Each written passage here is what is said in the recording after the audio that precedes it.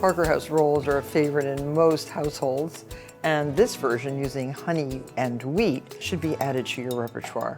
Their crisp, buttery exterior and light, tender interior are made more wholesome with the addition of whole wheat flour. It's very easy to make. Just add to 1 cup of warm water, 1 envelope of yeast. You can mix that up a little bit. Add 1 egg and 3 tablespoons of honey to the wet ingredients. The rolls are named after the Boston Hotel where they originated in the 1870s. Legend has it that a disgruntled hotel baker threw a batch of unfinished rolls into the oven after an altercation with a hotel guest.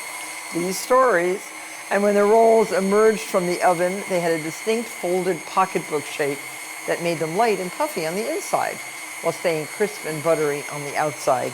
And that's really what we're looking for when you make a lovely Parker House roll. So this is all mixed up, and now we are going to prepare just a few dry ingredients. 1 3/4 cup of all-purpose unbleached white flour, and 1 3/4 cups of whole wheat flour. And then 2 teaspoons of coarse salt. So mix this up. It's necessary to make a nice smooth dough, but the kneading is not as important as just making sure that the texture is correct.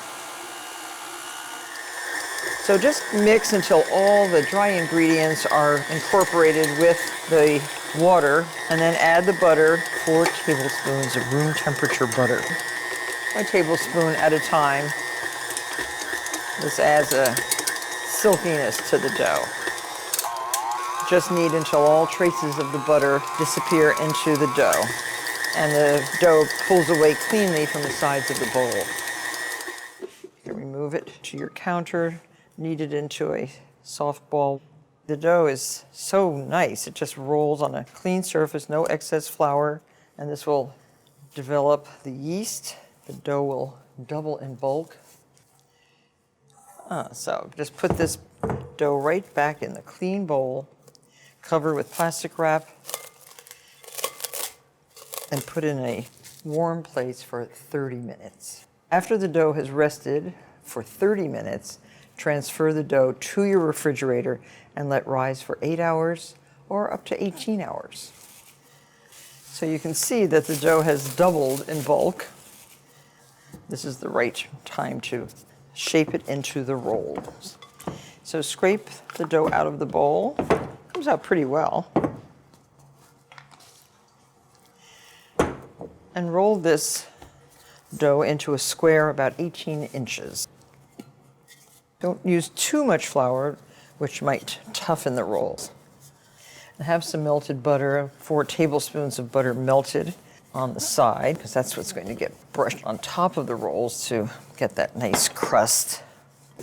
Here's what makes Parker House rolls so special. First, there's the butter. You add it to the dough, and you brush the rolls with melted butter before baking, and again after baking. Secondly, they're folded in half to give them that little pocketed signature appearance. So there, that's just about right.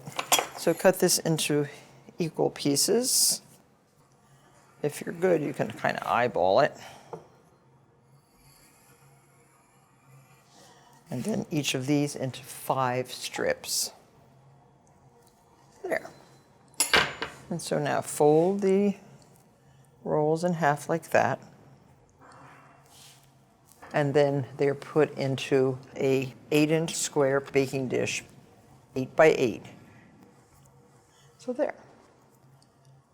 Now brush these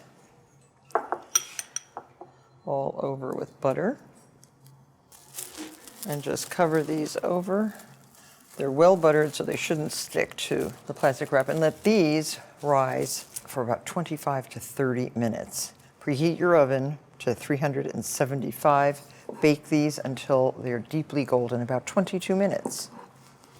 So hot out of the oven, brush with the remaining butter.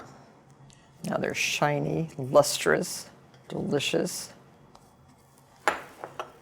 And that is Parker House roll.